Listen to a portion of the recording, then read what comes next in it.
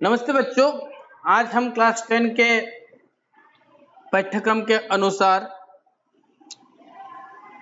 नया 2 चैप्टर जो हम लोगों के पाठ्यक्रम में संयुक्त हुआ है, उस 2 चैप्टर में से जीवन संग्राम पाठ का विश्लेषण करेंगे, जिस पाठ के रचयिता है डॉक्टर मृणाल कलिता।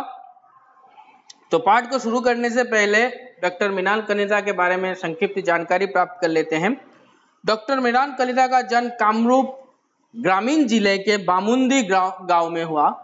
बामुंदी गांव में उनका जन्म हुआ था, कामरूप जिले के। कहानीकार, उपन्यासकार एवं निबंधकार के रूप में डॉक्टर कलिता असमिया साहित्य में एक अलग पहचान रखते हैं। कहानीकार भी थे वो, उपन्यासकार भी थे नहीं है अभी भी, एवं निबंधकार के रूप में डॉक्टर कलिता असमिया साहित्य में, असमिया जो साहित्य संस्कृति है उसमें एक अलग पहचान रखते हैं। विद्यार्थी जीवन से ही साहित्य रचना में रुचि रखने वाले डॉक्टर कलिता मुख्य रूप से कहानीकार के रूप में जाने जाते थे। वो बचपन में छात्रावस्था से ही वो कहानी लिखते थे और इसलिए वो कहानी लिखने में वो रुचि रखते थे, उनकी दिलचस्पी थी कहानी लिखने में, इसलिए डॉक्टर कलिता मुख्य रूप से कहानीकार के रूप में ही जाने जाते हैं। उनको सभी कहानीकार के रूप में ही जानते हैं। विविध विषय, वस्तु एवं कला कौशल पर आधारित डॉक्टर कलिता की कहानी अपनी भावधारा से पाठकों के मन में खूब आकर्षित करता है। उनकी जो विविध वस्तु, जब कोई भी चीज उठा के उन्होंने जो बात करते हैं, उनका जो आर्ट स्किल है, कहानी लिखने में जो आर्ट स्किल होता है, कला कौशल जो होता है, और इन सब के बावजूद उनका जो भावधारा है, उनका जो सेंटिमेंट है उस पाठ के ऊपर, इन सब ने लोगों का दिल को आकर्षित करता है उनका पाठ पढ़ने के लिए। ठीक है। सरल सहज भाषा से में रचित इनकी कहानियां सामाजिक जीवन की जीवन पृष्ठभूमि प्रस्तुत करती है। सामाजिक जीवन जो होता है उसका जो मौलिक पृष्ठभूमि जो होता है, जो बेस होता है जीवन का, वो दर्शाता है उनकी कहानियां। कहानी के अतिरिक्त उपन्यास लिखने के क्षेत्र में भी डॉक्टर कलिता ने सामाजिक जीवन में विविध छवि एवं मानव जीवन के द्वंद्व को बेखूबी उभारा है।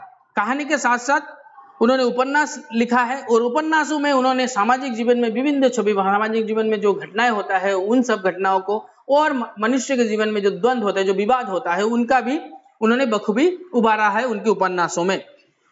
बकुल फूल और दौरे नामक उपन्यास के माध्यम से इन्होंने असमिया साहित्य को महान योगदान दिया था। बकुल फूल और दौरे के माध्यम से ही वो असमिया साहित्य संस्कृति में अपना योगदान दिए हैं उन्होंने। डॉक्टर मृणाल कलिता की अब तक कई पुस्तकें प्रकाशित हो चुकी है। उनकी बहुत सारी पुस्तकें अब तक प्रकाशित हो चुकी है, पब्लिश हो चुकी है। उनमें अनुशीलन कहानी संग्रह है, उनमें एक कहानी संग्रह का नाम है अनुशीलन। आयांत्रित अनुशीलन, यह भी कहानी संग्रह है। मृत्युर सिपारे कहानी संग्रह है। गॉडफादर और हाथ आरू, शैतान और मगजू विविध रचना संकलन है। गणित और वर्णिल जगत, गणित संबंधी रचना की पुस्तक, तथा बकुल फूल और दौरे उपन्यास प्रमुख है। बकुल फूल और दौरे उनकी उपन्यास है। वर्तमान डॉक्टर मृणाल कलिता पांडु महाविद्यालय में गणित विभाग के अध्यापक के रूप में कार्यरत है। वो पांडु विश्वविद्यालय में, महाविद्यालय में गणित के शिक्षक के रूप में कार्यरत है, उधर में जॉब करते हैं वो गणित के शिक्षक के शब्द। जीवन संग्राम, इसके मूल भाव, मूल पाठ्य विषय क्या है उसको थोड़ा पढ़ लेते हैं तो हम लोगों को थोड़ा जानकारी मिल जाएगा कि जो इतना लंबा चैप्टर है इसमें क्या है। मूल भाव को थोड़ा जान लेते हैं। डॉक्टर मृणाल कलिता द्वारा रचित एक प्रसिद्ध सामाजिक कहानी है। ये जो जीवन संग्राम है, ये एक सामाजिक कहानी है। समाज में चल रहे जो नशाग्रस्त अवस्था के लोगों के ऊपर है ये कहानी। इसमें नशा करने के आदि हो चुके एक किशोर की मानसिक अवस्था का सजीव चित्रण किया गया है। इधर में नशा करते करते हो उसके ऊपर पूरा एडिक्टेड हो जाने एक किशोर, एक युवक की बात इधर में कहा गया है। सिद्धार्थ आम लड़कों की तरह एक संवेदनशील एवं जिम्मेदार लड़का है।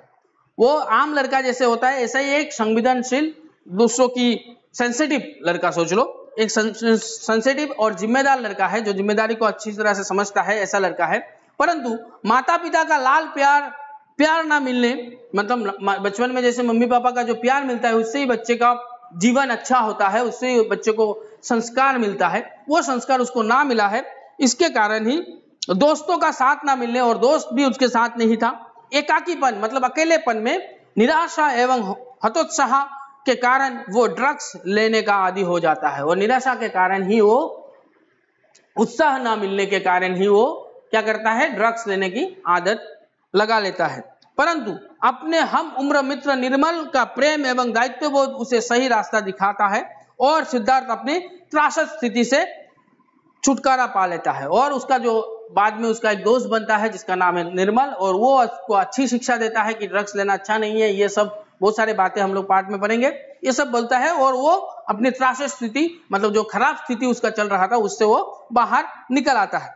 वस्तु तो नशा मुक्ति एक संग्राम की तरह है। वस्तु तो ये बात भी सही है कि नशा को छोड़ना एक संग्राम की तरह है, एक युद्ध की तरह है, ठीक है, एक युद्ध की तरह समझो। स्वयं के विरुद्ध संघर्ष करते हुए व्यक्ति पूरी तरह नशा मुक्त हो सकता है, और ये युद्ध जो है वो खुद के ऊपर होता है। अगर किसी चीज का नशा आपको छोड़ना है तो खुद से ही लड़ना पड़ता है, मतलब खुद की लड़ाई खुद से है, ठीक है। दूसरी ओर कहानी में निर्मल भी स्वयं एक जटिल रोग के विरुद्ध लड़ रहा है, और कहानी में निर्मल नाम का जो उसका दोस्त था, जो उसको अच्छी शिक्षा दे रहा था, अच्छा परामर्श दे रहा था, उपदेश दे रहा था, वो लड़का ही एक जटिल रोग के शिकार है, उसको एक बड़ा सा रोग हुआ है, खराब रोग हुआ है। वस्तु तो व्यक्ति का जीवन ही एक संग्राम है। वस्तु तो अगर समझ में आए तो हर एक व्यक्ति के जीवन में कुछ ना कुछ युद्ध चलता ही रहता है, हर एक व्यक्ति का जीवन ही एक संग्राम है।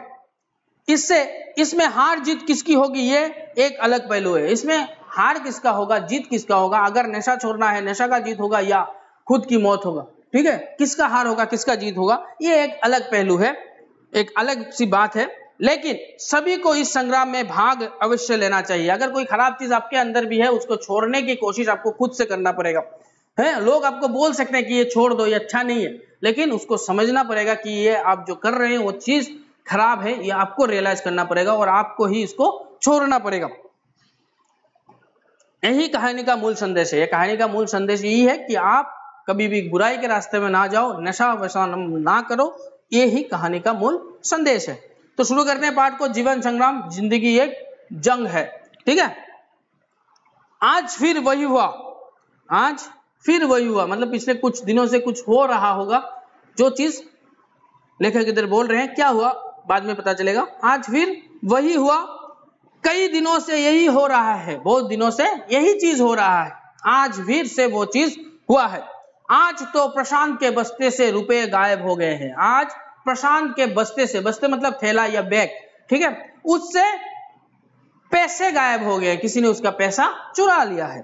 प्रशांत की शिकायत सुनते ही कक्षा अध्यापक महेंद्र सर आग बबूला हो गए। जैसे ही प्रशांत स्कूल में आकर प्रधान क्लास टीचर को, प्रधान कक्षा अध्यापक मतलब क्लास टीचर को उन्होंने जैसे ही बोला कि मेरा सर, मेरे बैग से किसी ने पैसा चुरा लिया है, ये सुनने के बाद ही सर आग बबूला हो गए। सर का नाम था महेंद्र, महेंद्र सर आग बबूला हो गए, गुस्से से लाल हो गए। 2 दिन पहले ही उन्होंने सबको सावधान किया था, 2 दिन पहले उन्होंने सबको अलर्ट किया था। गुस्से से चिल्लाते हुए उन्होंने कहा, गुस्से से चिल्लाते हुए, आग बबूला होकर चिल्लाते हुए उन्होंने कहा, तुम लोगों को मैं बोल चुका हूं कि स्कूल में ज्यादा पैसे मत लाया करो। पहले उन्होंने बोला कि मैंने तुम लोगों को पहले ही बोल चुका हूं कि स्कूल में ज्यादा पैसे ना लाया करो, स्कूल में इतना ज्यादा पैसा नहीं लाना चाहिए।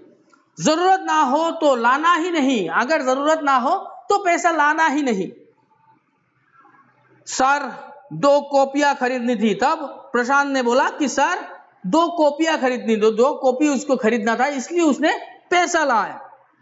प्रशांत ने सफाई देनी चाहिए, प्रशांत ने यह सफाई देनी चाहिए, उसकी तरफ की बात थी कि क्यों लाया उसने पैसा, सर की मना करने के बावजूद। तो उसने बोला कि सर 2 कॉपी लानी थी।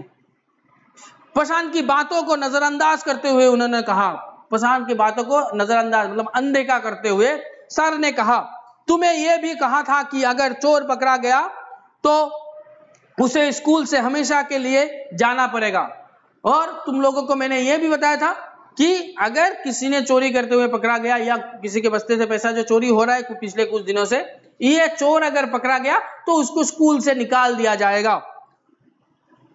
इस स्कूल में चोरों के लिए कोई जगह नहीं, किसी भी स्कूल में, स्कूल में नहीं, किसी भी स्कूल में चोरों के लिए कोई जगह नहीं होता है, ठीक है, चोरों के लिए कोई जगह नहीं, सर ने ये बोला। अब वे विद्यार्थियों को की ओर आगे बढ़े, अब वे बच्चों की ओर, स्टूडेंट की ओर आगे बढ़े, छात्रों की ओर, और एक एक करके सभी के जेब टटोलने लगे, और एक एक करके सभी का जेब चेक करना शुरू कर दिया उन्होंने। सिद्धार्थ के बस्ते में 50 रुपए के 2 नोट और कुछ छोटे नोट भी थे। सिद्धार्थ नाम का एक लड़का, उसके बस्ते में, उसके बैग में सर को 50 रुपए के 2 नोट और कुछ छोटे नोट्स भी मिले, मतलब 10 रुपए 5 रुपए ऐसे का भी नोट मिले उनके सिद्धार्थ के बस्ते में। प्रशांत के भी 50 के ही 2 नोट गायब थे, और प्रशांत जिसका पैसा गायब हुआ है उसका भी 50 रुपए के 2 नोट थे जो गायब हुए थे। मेरी माँ ने दिए हैं, सिद्धार्थ उठ के बोलता है सर को कि मेरे माँ ने दिए हैं। झूठ बोलते हो, सर ने गुस्से में आकर बोला, झूठ बोलते हो। महेंद्र सर गुस्से में आकर बोले, महेंद्र सर गुस्से में आकर बोले कि तुम झूठ बोलते हो सिद्धार्थ, संसार में 50 के सिर्फ 2 ही नोट है क्या? तब सिद्धार्थ गर्म हो जाता है सर के ऊपर, वो बोलता है कि संसार में, दुनिया भर में की 50 रुपए के सिर्फ 2 ही नोट है।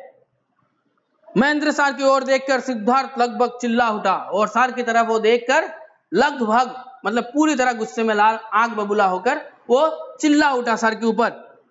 गुस्से से वो कांपने लगा, गुस्से से मतलब उसको इतना गुस्सा आया कि वो कांप रहा था, फिर भी बोल रहा था, गुस्से में लाल आंख बबूला हो जाना जिसे कहते हैं। सभी हक्के बक्के रह गए, सभी आश्चर्यचकित हो गए कि महेंद्र सर की ओर सिद्धार्थ का आचरण देखकर सभी हक्के बक्के रह गए, मतलब आश्चर्यचकित हो गए वो सभी बच्चे। उसकी कक्षा में आज तक किसी ने भी शिक्षक से इस तरह का व्यवहार नहीं किया था। शिक्षक से इस तरह का व्यवहार किसी भी बच्चे ने आज तक नहीं किया था। ये जो सिद्धार्थ ने किया है, इस व्यवहार को देखकर सभी बच्चे आश्चर्यचकित हो गए। महेंद्र सर जैसे अनुशासन प्रिय मतलब नियमबद्ध, नियम को जो मानता है, ठीक है, डिसिप्लिन मेंटेन करके जो चलता है, शिक्षक की ओर आंख उठाकर बात करने का तो प्रश्न ही नहीं उठता, और जो नियमबद्ध शिक्षक है उसके ऊपर आंख उठाकर बात करने का तो प्रश्न ही नहीं उठता। ऐसा कोई क्वेश्चन इस दिमाग में नहीं आता है सर के साथ ऐसा बर्ताव करने का। पूरी कक्षा में सन्नाटा छा गया, पूरी कक्षा चुप्पी छा गई, पूरी ठंडा बन गया पूरी कक्षा। महेंद्र सर ने किसी तरह अपने आप को संभालते हुए दृढ़तापूर्वक कहा, महेंद्र सर ने किसी तरह अपने आप को संभालते हुए, उनको भी गुस्सा आ रहा था सिद्धार्थ का ऐसे व्यवहार देखकर, लेकिन वो किसी तरह से अपने आप को संभालते हुए दृढ़तापूर्वक मजबूती से उन्होंने कहा, ठीक है, जिस दिन तुम सबूत के साथ पकड़े जाओगे वो दिन स्कूल में तुम्हारा आखिरी दिन होगा। उन्होंने बोला कि जिस दिन मैं तुम्हें सबूत के साथ पकड़ लूंगा, सर ने छात्रों को बोला कि जिस दिन मैं तुम्हें प्रमाण के साथ पकड़ लूंगा उस दिन ही स्कूल में तुम्हारा आखिरी दिन होगा। पार्ट 2। निर्मल जानबूझकर ही कुछ देर से स्कूल के गेट के बाहर निकला। निर्मल नाम का एक लड़का जानबूझकर खुद की इच्छा अनुसार वो कुछ देर बाद, स्कूल छुट्टी होने के कुछ देर बाद वो स्कूल के गेट से बाहर निकला। कौतूहलवश, उत्सुकता जो चीज होता है, या आउट ऑफ क्यूरियोसिटी की वश वो पान की दुकान की ओर बढ़ गया। पान की दुकान स्कूल के बाहर ही होते हैं, ज्यादातर स्कूलों के बाहर पान की दुकान ये सब होते हैं, तो उनके स्कूल के बाहर भी पान की दुकान थे, तो उधर वो बढ़ गया, मतलब आगे बढ़ा पान की दुकान की ओर। निर्मल नाम का एक लड़का, अनुमान के अनुसार दूर से ही उसने सिद्धार्थ को पान की दुकान पर देखा। अनुमान लगाया और दूर से ही उसने सिद्धार्थ को देख लिया कि वो पान की दुकान में खड़ा है सिद्धार्थ। निर्मल अक्सर उसे पान की दुकान पर देखता था, और निर्मल अक्सर ही, ज्यादातर ही उसको उस पान की दुकान में देखता था, सिद्धार्थ को, जिसके ऊपर चोरी का आरोप लगा है। 2 दुकानों के बीच उसने सिद्धार्थ को चुपकर सिगरेट पीते देखा था। 2 दुकानों के बीच सिद्धार्थ क्या कर रहा था, खड़े होकर चुपके से सिगरेट पी रहा था, ठीक है, स्मोकिंग कर रहा था। पहली बार देखकर उसे बड़ा आश्चर्य हुआ था। जैसे ही निर्मल ने पहली बार देखा कि उसके हम उम्र, मतलब उसकी उम्र का एक लड़का चुपके से सिगरेट पी रहा है, निर्मल ने अपने जैसे उस छोटे लड़के को इस तरह चुपकर सिगरेट का कश लगाते कभी नहीं देखा था।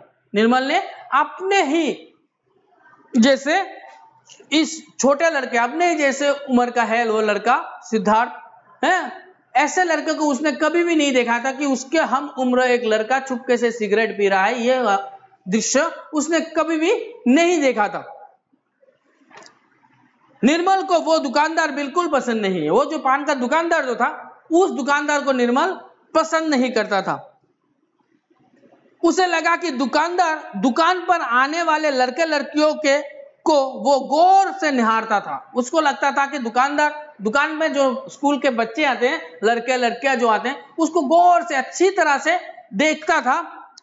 कई दिनों के निरीक्षण के बाद उसने निर्मल से भी उसके घर परिवार की बात पूछी थी, और कई दिनों निर्मल को निरीक्षण के बाद, देखने के बाद, उसने निर्मल से दोस्ती जताने की कोशिश की और निर्मल से उसने उसके घर के बारे में पूछा था। ठीक है, दुकानदार ने निर्मल से पूछ रहा है तुम्हारे घर में कौन है, क्या करते हैं, सभी ये सब पूछा था। उसके माता पिता तथा बहन के बारे में बात पूछने समय उसने उसमें थोड़ी सी भी आत्मीयता नहीं देखी। निर्मल से जब वो पूछ रहा था कि तुम्हारे माता पिता क्या करते हैं, तुम्हारे घर में बहन है क्या है, ये सब जब बात कर रहा था, तब उसके अंदर दुकानदार में थोड़ी भी आत्मीयता, थोड़ी भी अपनापन नहीं नजर आया था निर्मल को। वो जैसे क्वेश्चन पूछ रहा था, बल्कि दूसरे के घर की बातें जानने की इच्छुक निर्मल की नजरों में वो व्यक्ति कुछ रहस्यमय लगा, और बल्कि निर्मल को लगा कि यह जो पान का दुकानदार है, यह दुकानदार दूसरों के घर की बातें जानना उसका इच्छुकता है, उसका इच्छा है कि वो दूसरे के घर के बातों को जाने हैं, और इसलिए उसका स्वभाव जो है वो निर्मल को रहस्यमय लगा, मिस्टीरियस लगा। ठीक है, आजकल वो उस दुकान में नहीं जाता, आजकल निर्मल उस दुकान में नहीं जाता उस दिन के बाद से। क्या सिद्धार्थ को उस दुकानदार से अधिक बातें करनी होती है? क्या बात होगा कि सिद्धार्थ उस दुकानदार से अधिक बातें करता है? क्यों सिद्धार्थ उधर जाता है? यह प्रश्न निर्मल के मन में आया। इसके बारे में निर्मल ने उससे कभी पूछा नहीं, और इसके बारे में निर्मल ने कभी भी सिद्धार्थ से पूछा नहीं। सिद्धार्थ लापरवाह स्वभाव का लड़का है। सिद्धार्थ जो लड़का है वो मनमौजी टाइप का है, अपनी मर्जी के अनुसार वो चलता है, लापरवाह है, किसी चीज की परवाह नहीं है उसको। ठीक है, इसलिए निर्मल ने भी उसकी परवाह करना छोड़ दिया था, इसलिए निर्मल ने भी उसकी कोई परवाह नहीं की। तेरा लाइफ है, तेरा जिंदगी, तू कुछ भी कर, ऐसा उसके दिमाग में आया। सिद्धार्थ पहले ऐसे नहीं था। सिद्धार्थ जो लड़का है वो पहले ऐसे नहीं था। वो उन लोगों के साथ हंसता बोलता था, खेलता कूदता था। वो उन लोगों के साथ, किन लोगों की बात कर रहा है वो नीचे पता चलेगा, उन लोगों के साथ हंसता बोलता और खेलता कूदता था। लेकिन इधर कुछ दिनों से वो बहुत गंभीर और लापरवाह हो गया है। लेकिन अभी कुछ दिनों से वो बहुत गंभीर, अकेले में रहता है और लापरवाह हो गया है, किसी चीज की परवाह नहीं करता है। और उन लोगों के बाद इधर में निर्मल उसके सहपाठियों के बाद कहा गया है। वो अपने दोस्तों से अलग कक्षा में बिल्कुल पीछे बैठता है। वो अपने दोस्तों के साथ नहीं बैठता है क्लास में, वो सबसे अलग होकर पीछे जाकर बैठता है। शिक्षकों के द्वारा दिया गया गृह कार्य वो पूरा करके नहीं लाता, और शिक्षक के द्वारा स्कूल में जो उसको होमवर्क दिया जाता था वो काम भी वो पूरा करके नहीं लाता था। निर्मल ने सिद्धार्थ के माता पिता के बारे में इधर उधर से कुछ बातें सुनी थी। निर्मल ने सिद्धार्थ के माता पिता के बारे में इधर उधर से कुछ बातें सुनी थी। उसका सोचना था कि सिद्धार्थ में आए ये परिवर्तन उन्हीं कारण से हुआ है, माता पिता के कारण से ही सिद्धार्थ में जो परिवर्तन हुआ है कि पहले वो दोस्तों के साथ मिलजुल कर खेलता कूदता है, लेकिन आजकल वो सबसे अलग हो रहा है, यह शायद उसकी माता पिता के कारण ही हुआ होगा। शायद बात भी वही है, लेकिन उस रहस्यमय पान दुकान में उसके लगातार जाते रहने की बात निर्मल को समझ में नहीं आई। लेकिन उस रहस्यमय, वो मिस्टीरियस पान के दुकान में जो सिद्धार्थ बार बार जाता है, यह बात निर्मल को अच्छा नहीं लगा, समझ में नहीं आया क्यों जाता है उधर। इस समस्या का समाधान तो करना ही पड़ेगा। निर्मल ने सोच लिया था कि यह जो समस्या है इसका समाधान तो उसको करना ही पड़ेगा। उसके रहस्य पर से पर्दा हटाना पड़ेगा। उसका जो रहस्य है, उसका जो मिस्ट्री है, गुप्त बात है, राज जो है, उससे पर्दा हटाना पड़ेगा, उसको सबके सामने लाना ही पड़ेगा। मैं अपने किसी दोस्त को इस तरह बर्बाद होते नहीं देख सकता। अभी निर्मल अपनी दोस्ती के ऊपर, मतलब अपने सहपाठी सभी को अपना दोस्त मानते हैं, भाई बहन मानते हैं हम लोग, उसी तरह रहना है। उस कारण से ही वो बोल रहा है कि मैं अपने दोस्त को बर्बाद होते नहीं देख सकता। सिद्धार्थ के साथ उसका कोई इंटीमेट कुछ नहीं था, वो उसका फ्रेंड भी नहीं था, सिर्फ सहपाठी था, फिर भी उसका रेस्पॉन्सिबिलिटी जो है सहानुभूति जो है, इसके कारण वो ये बोल रहा था कि मैं अपने दोस्त को बर्बाद होते नहीं देख सकता। केवल पढ़ाई में अच्छा होना वास्तविक सुख नहीं है। सिर्फ पढ़ाई में जो बच्चा अच्छा बन जाए वो ही रियल में सुख नहीं है, वास्तव में सुख नहीं है। निर्मल दुकान की ओर बढ़ गया। निर्मल यही बात अपने दिल में पूछता पूछता पान के दुकान की ओर बढ़ गया। क्या चाहिए? पान दुकानदार ने जैसे ही निर्मल को देखा थोड़ा कठोर वॉइस में बोला, क्या चाहिए? दुकानदार के मुख से निकले ऐसे रूखे स्वर को पहचानने में निर्मल को कोई दिक्कत नहीं हुई। दुकानदार ने जो बात उससे पूछा, ये जो रूखा स्वर में जो बात पूछा, हार्श वॉइस में जो उससे पूछा क्या चाहिए, ये सुनने में निर्मल को कोई दिक्कत नहीं होगी, क्योंकि पता था निर्मल को, क्योंकि मैंने उसको भाव नहीं दिया इसलिए वो ऐसे ही व्यवहार करेगा मेरे साथ है।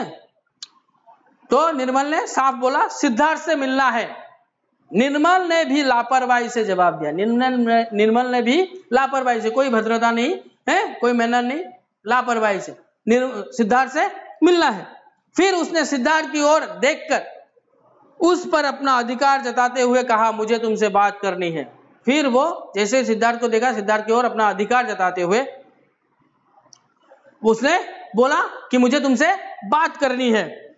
वस्तु तो हमारे उत्तरदायित्व का ज्ञान ही हमें अधिकार दिलाता है। उत्तरदायित्व मतलब जिम्मेदारी। वस्तु तो हम लोगों का जो जिम्मेदारी होता है उसका ज्ञान ही हमें अधिकार दिलाता है। हम लोग जैसे जिम्मेदारी का एहसास करते हैं तभी हम लोग को अधिकार जताने का भी साहस मिल जाता है। हम उसके ऊपर ही अधिकार जताते हैं जिसको हम सबसे अपना मानते हैं, जिसको हम अपना सोचते हैं, उसको ही अधिकार जताते हुए हम लोग कुछ बोलते हैं। ठीक है, इस तरह अधिकार पूर्वक आदेश देने से सिद्धार्थ जैसे उद्दंड लड़का भी कमजोर पड़ गया। इस तरह अधिकार से पावर से उसने जब बोला मुझे तुमसे बात करनी है, यह बात सुनकर सिद्धार्थ जैसे उद्दंड बच्चा, लापरवाह बच्चा जो किसी चीज से डरता नहीं है, ठीक है, ऐसा बच्चा भी कमजोर पड़ गया था। कौन है भाई जो मेरे ऊपर अधिकार जता रहा है, मुझे शासन करने की कोशिश कर रहा है? वह निर्मल के पीछे पीछे चलने लगा। सिद्धार्थ निर्मल के पीछे पीछे वो भी आ गया और सिद्धार्थ के निर्मल के पीछे पीछे चलने लगा। दुकान से कुछ दूर जाकर निर्मल रुक गया। दुकान से कुछ दूर जाकर निर्मल रुक गया। निर्मल ने उससे सीधे प्रश्न किया। निर्मल ने उसे सीधे एक प्रश्न किया, प्रशांत के बस्ते से तुमने रुपये क्यों चुराए? निर्मल ने डायरेक्टली ही सिद्धार्थ से पूछ लिया कि प्रशांत के बस्ते से, प्रशांत के बैग से पैसे तुमने क्यों चुराए? तुम लोग केवल मुझ पर ही शक क्यों करते हो? सिद्धार्थ ने उत्तर दिया, तुम सभी सहपाठी शिक्षक सभी मिलकर मुझ पर ही शक क्यों करते हो? ऐसा बोलते समय सिद्धार्थ का आत्मविश्वास डोल गया। ऐसा जब बोल रहा था सिद्धार्थ उसका जो कॉन्फिडेंस लेवल था वो पूरी तरह से हिल गया। ठीक है, फिर भी किसी तरह उसने जवाब दिया, फिर भी किसी तरह हिल डुल कर उसने जवाब दिया, मैंने चोरी नहीं की। वो बोल रहा है कि मैंने चोरी नहीं की, मेरे चेहरे की तरफ देखकर बोलो। फिर निर्मल बोलता है कि मेरे चेहरे, मेरे आंखों से आंखें मिलाकर बोलो कि तुमने चोरी नहीं किया। निर्मल की आवाज में ढेर सारी कोमलता आ गई। निर्मल की आवाज में कोमलता, प्यार, ठीक है, मिठास आ गया था। तुम्हारे चेहरे की तरफ देखकर ना बोल सकने वाली बात क्या है? सिद्धार्थ बोल रहा है कि तुम्हारे चेहरे के ऊपर देखकर ना बोल पाने वाली बात क्या है? मैं क्यों ना बोल पाऊंगा तुम्हारे चेहरे की ओर देखकर? सिद्धार्थ ने सिर झुकाकर कहा। यह बात जब सिद्धार्थ बोल रहा था उसका सिर झुका हुआ था। कुछ क्षण तक दोनों चुप रहे। कुछ क्षण तक, कुछ मिनट तक दोनों बच्चे चुप हो गए। निर्मल ने देखा कि महेंद्र सर की आंखों में आंखें डालकर लापरवाही से जवाब देने वाला उद्दंड लड़के का चेहरा जैसे उसके सामने उतर गया। निर्मल ने देखा कि जो बच्चा मेरे सर महेंद्र सर के आंखों में आंखें डालकर लापरवाही से जवाब दे रहा है, वो बच्चा निर्मल का प्रश्न सुनकर उसका चेहरा जैसे सामने से उतर गया, उसका चेहरा जैसे उतर गया, डाल फेस हो गया उसका। तुम्हें क्या हुआ है मुझे बताओगे? निर्मल फिर पूछता है, तुम्हें क्या हुआ है? कोमल से, प्यार से पूछ रहा है, क्या हुआ है तुम्हें, बताओ ना मुझे। प्यार से बोल रहा है, दोस्ती निभा रहा है, ठीक है। परंतु सिद्धार्थ ने कोई जवाब नहीं दिया। लेकिन ये प्रश्न का उत्तर सिद्धार्थ ने कुछ नहीं दिया।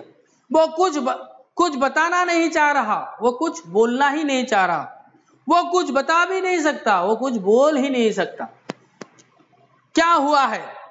फिर निर्मल पूछता है क्या हुआ है? निर्मल कुछ समझ पाता इससे पहले ही सिद्धार्थ ने सामने से निकलती जाती हुई एक सिटी बस के पीछे पीछे दौड़ना शुरू किया। निर्मल कुछ समझ पाता कि क्या हुआ है, उसको उसका फेस देखकर, फेस रीडिंग करके हैं, कुछ समझ पाता इससे पहले ही उसने देखा कि सिटी बस जो उसके सामने से जा रही थी, इसके पीछे पीछे दौड़कर सिद्धार्थ जाकर उस सिटी बस में चढ़ गया, दौड़ना शुरू किया। उछलकर किसी तरह उसने बस के पायदान पर, पायदान मतलब पाँव रखने के जगह जो होता है, गेट के सामने जो होता है, उसमें बस के दरवाजे के सामने जो होता है, वो पायदान पर कदम रखा। उसके कानों में निर्मल का स्वर गुंजा, उसके कानों में निर्मल का स्वर गुंजा। निर्मल पीछे से जोर जोर से बोल रहा था, तुम्हें क्या हुआ है सिद्धार्थ? वो जोर से, बस में उठने के बाद भी वो पूछ रहा था पीछे से, तुम्हें क्या हुआ है सिद्धार्थ? मुझे बताना ही होगा, मुझे बोलना ही पड़ेगा, तुम्हें क्या हुआ है? वो जोर जोर से बोल रहा था निर्मल।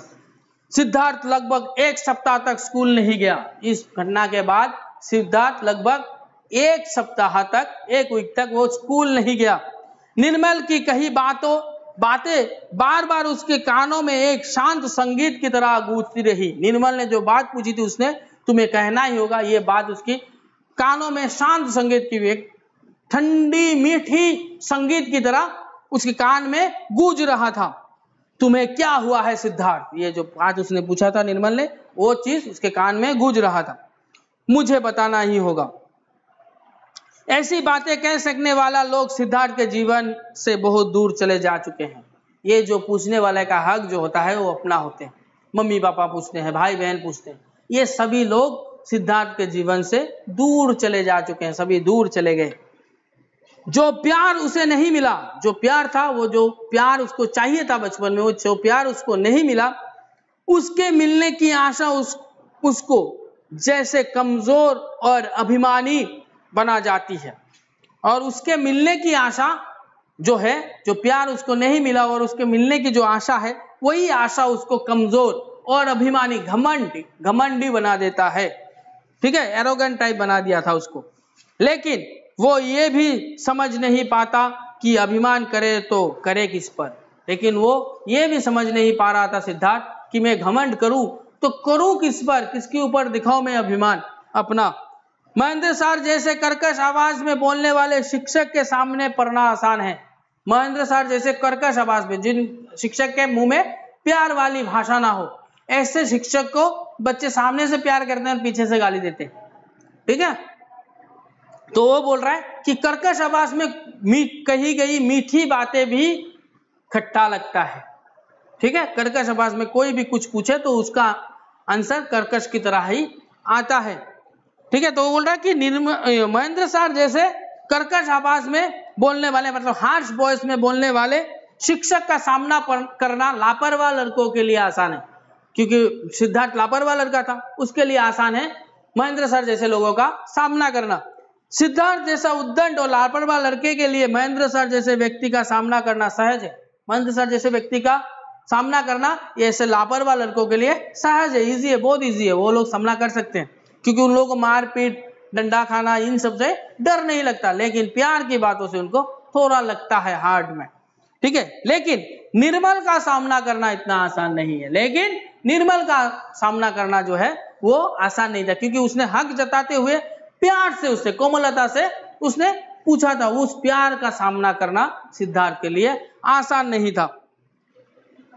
उसके सवाल का जवाब ना दे पाकर केवल मौनता में तरपा जा सकता है। उसके सवाल का जवाब सिद्धार्थ ने नहीं दिया था, इसलिए मौनता पे, मौनता मतलब बोला चुप रह जाना, किसी कोई बात ना करना।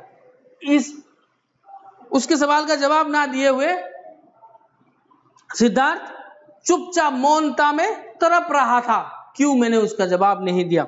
उसका सामना करने के लिए सिद्धार्थ को मानसिक रूप से तैयार होने की जरूरत है, और उसका सामना करने के लिए उसको फेस टू फेस मिलने के लिए उसको मानसिक रूप से, दिमागी रूप से तैयार होना जरूरी है। सिद्धार्थ को तैयार होना पड़ेगा। निर्मल के सामने पढ़ने का भय था या उसकी बातों से बना प्रतिरोध सिद्धार्थ को समझ नहीं आया। निर्मल के सामने पढ़ना उसको डर लग रहा था या उसका बातों से जो रुकावट हो रहा था, उसकी बातें जो रुकावट डाल रही थी उसके जीवन में, ये समझ नहीं आ रहा था सिद्धार्थ को। सिद्धार्थ को समझ नहीं आया। एक सप्ताह तक पान की दुकान पर नहीं गया। सिद्धार्थ एक सप्ताह तक पान की दुकान तक पर नहीं गया, क्योंकि उधर अगर जाएगा तो निर्मल उसको ढूंढेगा, निर्मल से उसको सामना करना, उसको परेशानी में डाल सकता है, इसलिए वो नहीं गया एक सप्ताह तक। उसके पुराने विषाद का दर्द बढ़ गया, और उसका जो पुराना विषाद मतलब दुख, उसका जो दुख था वो ड्रग्स लेने का थोड़ा एडिक्शन हो गया था उसका, इसका दर्द उसके शरीर में बढ़ रहा था। एडिक्शन जो हो गया था, उसको सिगरेट पीना ही पड़ेगा, क्योंकि सिगरेट में ड्रग्स लगा कर देता था वो पान के दुकानदार। ये बाद में आप लोगों को पता चलेगा, ठीक है। मन अशांत रहने लगा, उसका मन शांति नहीं पा रहा था, कहीं पे भी उसको मतलब शांति नहीं मिल रहा था, क्योंकि उसको लत लग गया था सिगरेट पीने का, ठीक है। भय और अनिश्चितता ने उसे अपने आगोश में ले लिया था, उसको अपने गोद में ले लिया था। भय और अनिश्चितता, किसी चीज की निश्चित कोई चीज ना हो, अनिश्चयता और भय ने उसको अपने गोद में ले लिया था, आगोश में ले लिया था। जब वो इस विषय पर कुछ सोचता तो उसके हाथ पांव कांपने लगते। जब वो इसी विषय में कुछ भी सोचने लगता तो उसके हाथ पांव कांपने लगते, क्योंकि वो एडिक्टेड हो गया है। अगर वो टाइम पे वो सिगरेट उसको ना मिले तो उसका शरीर कांपना शुरू हो जाता है। वही चीज उसके साथ हो रहा था। दुकानदार निर्मल या अन्य कई जो उसका अपना था, अपना ही रहना चाहिए था। दुकानदार के मन में था कि निर्मल हो या कोई भी हो, दुकानदार निर्मल या अन्य कोई भी व्यक्ति हो जो उसका अपना है, सिद्धार्थ का सोच है, जो उसका अपना है वो अपना ही रहना चाहिए था, उसका अपना ही रहना चाहिए था। लेकिन सभी उसकी नजर में परस्पर विपरीत व्यवहार करने लगे थे। लेकिन सभी उसके नजर में परस्पर विपरीत, क्या बोलते हैं, सामना सामने, ऑपोजिट कार्यक्रम वो लोग कर रहे थे, ऑपोजिट कार्य कर रहे थे, ऑपोजिट व्यवहार कर रहे थे उनके साथ।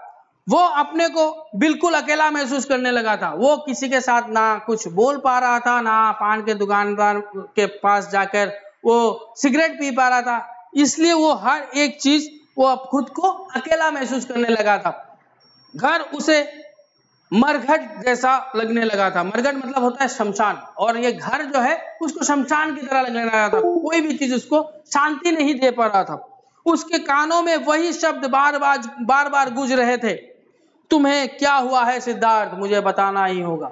उसके कान में वही शब्द बार बार गूंज रहे थे कि तुम्हें क्या हुआ है सिद्धार्थ, जो बात उसको निर्मल ने पूछा था, मुझे कहना ही होगा।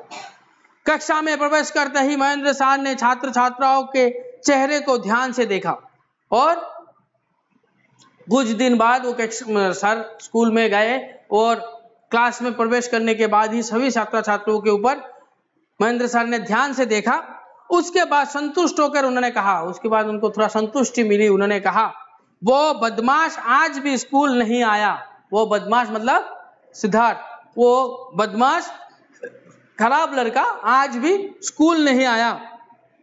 चोरी करते पकड़े जाने की शर्म से स्कूल नहीं आया। चोरी करते पकड़े जाने के शर्म से, उसने चोरी किया है, उन्होंने डिक्लेयर दे दिया कि उसने चोरी किया है, इस शर्म से वो स्कूल नहीं आया। निर्मल हतोत्साह के कारण कुछ कह नहीं पाया। निर्मल उत्साहहीन होने के कारण उसके मतलब दिमाग में सिर्फ एक ही चीज चल रहा था, सिद्धार्थ क्यों स्कूल नहीं आ रहा है, क्या हो रहा होगा उसका, ये सोचकर वो उत्साहहीन होकर कुछ नहीं कह पाया। कमरे में अंधेरा था। बिस्तर से उठकर उसे बत्ती जलाने की कोशिश नहीं की। कमरे में अंधेरा था, किसके बारे में हो रहा है, यह सिद्धार्थ के बारे में बोल रहे हैं। कमरे में अंधेरा था या निर्मल के बारे में पता चलेगा।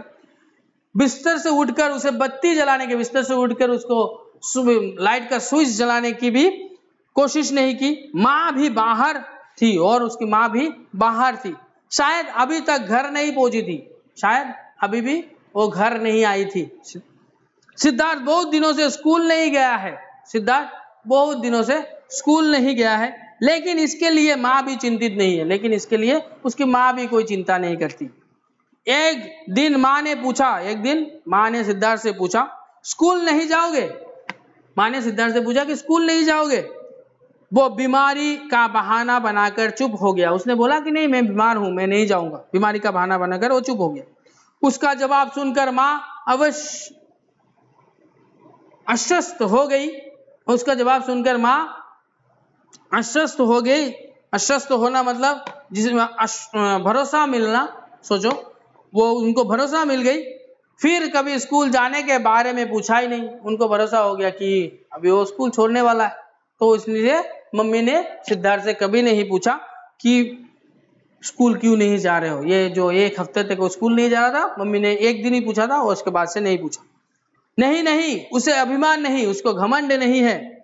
जीवन में दुख व आघात मनुष्य को बार बार होने पर इससे उसका अभिमान टूट जाता है। जीवन में ज्यादा से ज्यादा दुख, ज्यादा से ज्यादा चोट लगने से मनुष्य के दिमाग में घमंड, जो उनका जो घमंड होता है, वो सब चीज टूट जाता है। हर एक चीज से उसका भरोसा टूट जाता है, उब जाते हैं वो। ठीक है। जब से उसने होश संभाला तब से उसने माता पिता को आपस में लड़ते झगड़ते देखा। उसने जब से ही होश संभाला उसने देखा कि उसकी माता पिता आपस में लड़ते झगड़ते हैं, एक दूसरे के साथ लड़ाई झगड़ा करते थे। घर में प्रतिदिन हो रहे शोरगुल एवं गाली गलौज के बीच सिद्धार्थ सांस रोककर सब कुछ अपने माता पिता के सुनता रहता था। और घर में रोज शोरगुल लगा रहता था, मम्मी पापा का रोज झगड़ा, और गाली गलौज, एक दूसरे को गाली देना, ये सब के बीच सिद्धार्थ क्या बोल रहा है, सांस रोककर, अपना सांस रोककर सब कुछ अपने माता पिता के सुनता रहता था। माता पिता के जो बात होते थे वो सब चीज वो सुनता रहता था। इसके साथ ही पत्थर जैसे कठोर चेहरों को भी मुख बनकर देखता रहता था। इसके साथ वो पत्थर जैसा पड़ा रहता था और उनके मम्मी पापा का जो कठोर चेहरा है वो देखता रहता था। वो माँ का पक्ष ले कि पिता का, वो सोचता था कि वो माँ का पक्ष ले, माँ के सपोर्ट में बात करे या पिता के सपोर्ट में। इसका निर्णय करना उसके सामर्थ्य से बाहर था, इसका निर्णय करना उसके कैपेसिटी के बाहर था। इन सब का उसके मन मस्तिष्क पर गहरा प्रभाव पड़ा था। इन सब का उसके मन और मस्तिष्क पर गहरा प्रभाव पड़ा था। हर एक बच्चे का ही होगा, अगर उसके मम्मी पापा उसके सामने हर दिन झगड़ा करता है तो उसको हर एक चीज निराशा, आशा उसको कभी नहीं मिलेगा, उसको निराशा ही भोगना पड़ेगा। ठीक है। वो रोता भी था पर उसके आंसू पोंछने के लिए ना माँ के कोमल हाथ आगे बढ़ते ना पिता के। वो रोता था लेकिन उसके आंसू पोंछने के लिए ना माँ का हाथ आता, ना माँ के आंचल आते और ना पिता का। एक दिन उसके पिताजी उन लोगों को फ्लैट में छोड़ करके ही चले गए थे। एक दिन उसके पिताजी उसको और उसकी मम्मी को फ्लैट में छोड़कर कहीं वापस बाहर चले गए थे। माता पिता के रहते हुए ऐसे संतान पर दुखों का जो पहाड़ टूटा उसे दूर करने वाला कोई रहा नहीं। माता पिता के रहने पर भी उसके ऊपर जो दुखों का पहाड़ चल रहा था उसको खत्म करने के लिए कोई रहा ही नहीं। पिताजी आए थे, पिताजी उनसे मिलने आए थे। उसके पिता 2 सप्ताह बाद स्कूल की छुट्टी के बाद आकर उससे मिले थे। उसके पिता 2 सप्ताह बाद आते थे, कभी कभी स्कूल की छुट्टी के बाद भी आकर उससे मिलते थे। पिताजी रंग बिरंगे चॉकलेट लेकर आए थे। पिताजी ने बहुत सारे रंग बिरंगे पेपरिंग वाला चॉकलेट लेकर उसके लिए आए थे। घर आकर उसने खाने के लिए चॉकलेट मुंह में रखता। घर आने के बाद वो खाने के लिए जैसे ही चॉकलेट मुंह में रखता, परंतु उसका स्वाद पाने से पहले उसकी आंखें छलछला आती थी और आंसू लगातार बहते चले जाते थे। लेकिन वो जैसे ही चॉकलेट खाने की कोशिश करता था, घर में आने के बाद उसके आंखें छलछला जाती थी, उसके आंख से आंसू शुरू हो जाते थे, क्योंकि पिताजी आए घर में मम्मी और पापा का, फिर झगड़ा चालू। वो चॉकलेट क्या खाएगा, इस अशांति में बैठकर वो चॉकलेट क्या खाएगा। उसके आंख से आंसू लगातार बहते चले जाते थे। माता पिता के बीच ना सुलझने वाला वो कौन सा सवाल था। वो दिल में वो सोचता था कि मम्मी पापा जो रोज झगड़ा करते हैं, इसके पीछे का क्या कारण क्या है, किस प्रश्न के ऊपर वो दोनों झगड़ा करते थे, कौन सा सवाल था जो उसके आंसुओं से भी भारी था, जो उसके आंसुओं से भी कीमती है। वो जो आंसू बहा रहा है इसके ऊपर भी मम्मी पापा का नजर नहीं जा रहा है। इससे भी कीमती चीज क्या हो सकता है। बच्चे के आंख के आंसू को बिना रोके जो झगड़ा करते हैं, मतलब बच्चे का जीना और मरना उनके लिए कोई महत्व नहीं रखता है।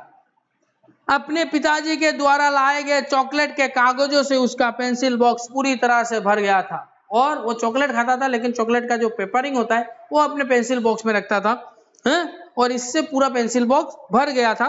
वो हंसना, खेलना, पढ़ना, सोना सब भूल गया था। वो हंसना किसे कहते हैं, खेलना किसे कहते हैं, पढ़ना किसे कहते हैं, सोना किसे कहते हैं, सब कुछ भूल गया था। ठीक है।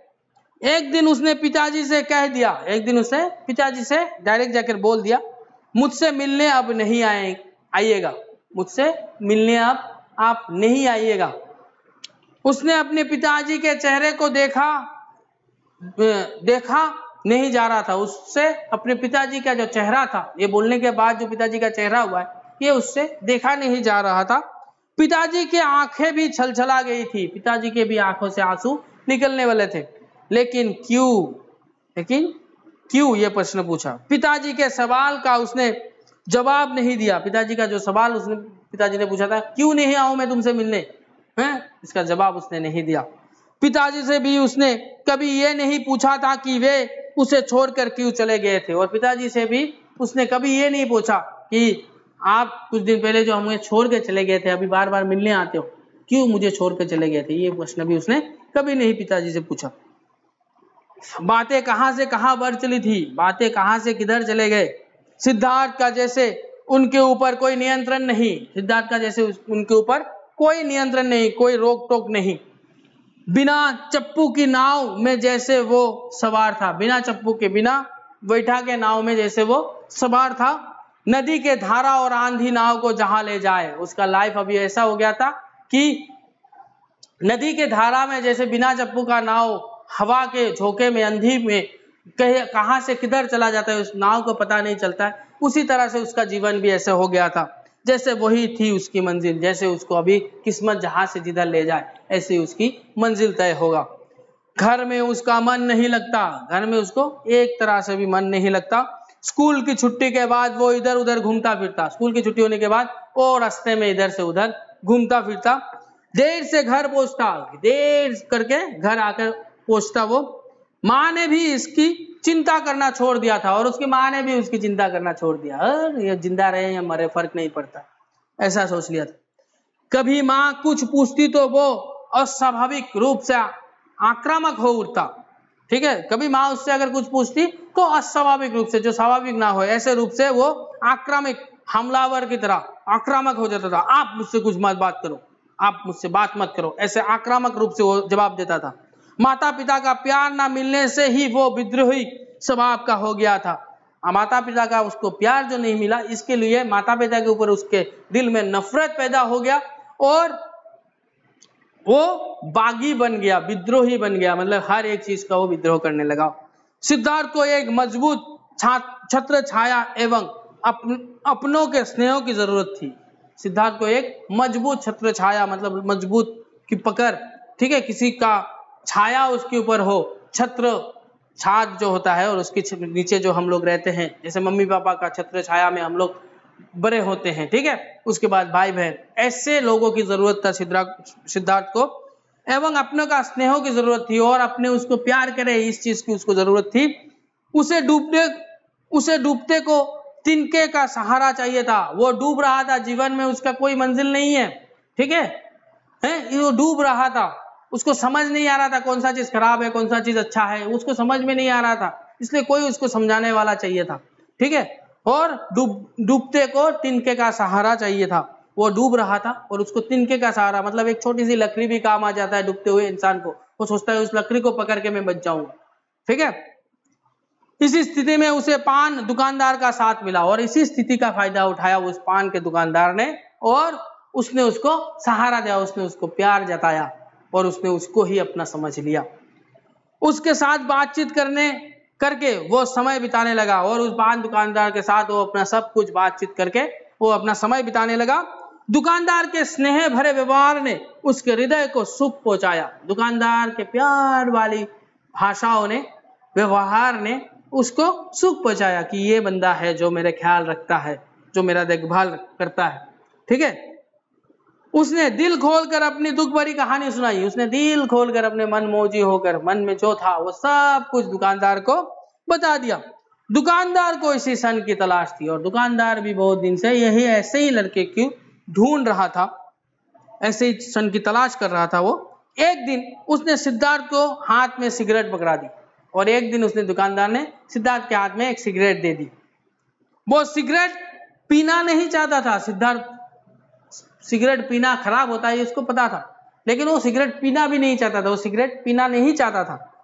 लेकिन दुकानदार ने उसे लालच दिया, दुकानदार ने उसको एक लालच दिया कि पीने से तुम्हारा दुख दर्द दूर हो जाएगा। उसने बोला कि तुम्हारा अंदर जो दर्द है, जो दुख है, वो मैं महसूस कर पा रहा हूं, इसलिए तुम एक कश लगाओ, एक सिगरेट पी लो तुम, तो तुम्हारा जितना भी दुख है, दर्द है, सब गायब हो जाएगा। ऐसा उसने उसको लालच दिया। वो कांपती उंगलियों के बीच सिगरेट फंसाकर कुछ सोचने लगा। वो कांपते हुए उंगलियों के बीच सिगरेट फंसाकर कुछ सोचने लगा, कुछ सोच रहा था। चाहकर भी वो सिगरेट नहीं फेंक सका और उसने सोच रहा था कि मैं सिगरेट को फेंक दूं, लेकिन वो चाहकर भी उसका दर्द के कारण, उसने बोला था ना दर्द गायब हो जाएगा, ये सोचकर वो चाहते हुए भी सिगरेट को फेंक नहीं पा सका। सिगरेट समाप्त होने से पहले उसने अपने शरीर में एक अजीब सी स्फूर्ति और उमंग का अनुभव किया और सिगरेट का लाश कस लगाते लगाते उसने अपने शरीर में एक अजीब सी स्फूर्ति, एक अजीब सी एनर्जी और एक अलग सी उमंग, अलग सी उल्लास महसूस किया। उसने अपने शरीर में एक अलग सा फीलिंग्स उसने महसूस किया अपने शरीर में। बहुत दिनों के बाद आज उसे गहरी नींद आई थी। बहुत दिनों के बाद आज उसको गहरी नींद आई थी, आराम का नींद आया था।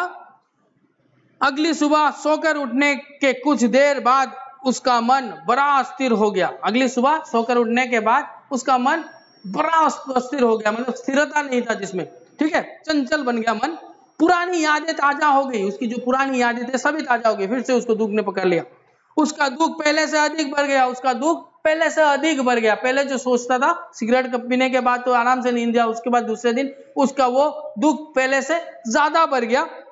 अब वो सिगरेट के लिए पागल की तरह पान की दुकान के सामने आकर खड़ा हो जाता। अभी वो रोज सिगरेट पीने के लिए पागल हो जाता था और पान के दुकानदार के पास आकर खड़ा हो जाता। दुकानदार उसकी तरफ देखकर मुस्कुराता, दुकानदार उसकी तरफ देखकर हंसता। सिद्धार्थ को यह सब देख अच्छा नहीं लगता और सिद्धार्थ को यह सब देखकर अच्छा भी नहीं लगता, लेकिन वो विवश था, लेकिन वो मजबूर था। अभी वो मजबूर था इसलिए क्योंकि उसको अगर जीना है तो सिगरेट पीना पड़ेगा। क्यों पीना पड़ेगा इसका मतलब भी पता चलेगा। सिद्धार्थ को बहुत जल्द यह समझ में आ गई कि सिगरेट में ड्रग्स मिला हुआ है।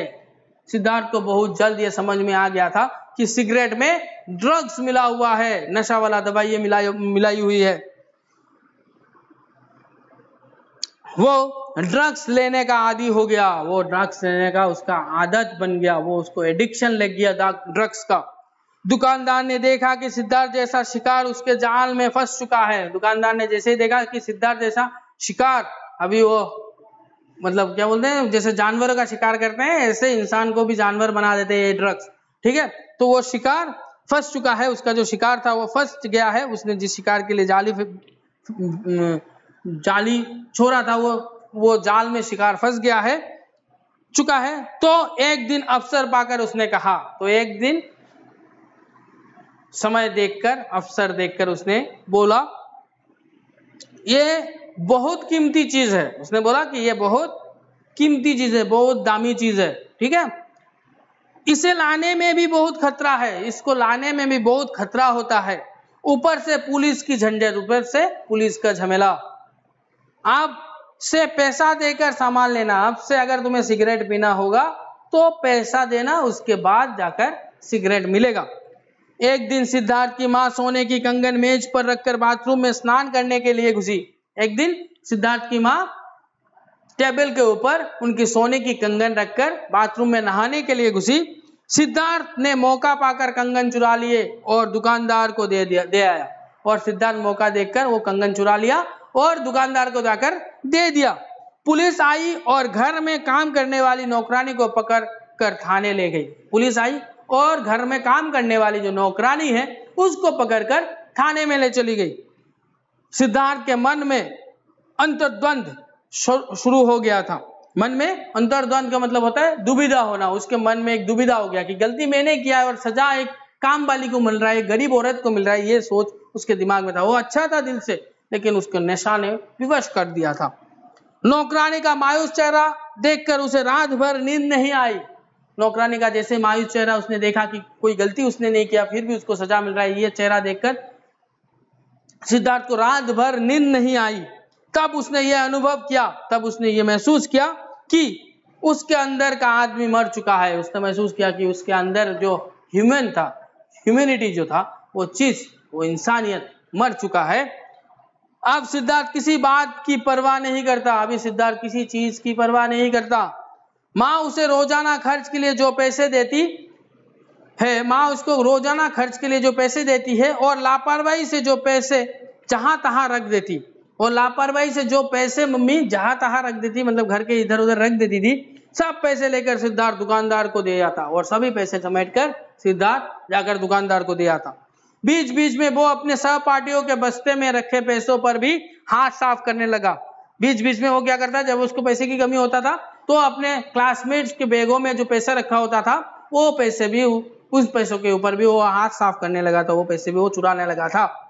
सिद्धार्थ का कमरा पूरी तरह अंधकार में डूबा हुआ था। सिद्धार्थ का जो कमरा था वो पूरी तरह अंधेरों में डूबा हुआ रहता था। बिस्तर पर लेटे लेटे वो एक जुगनू देखता है।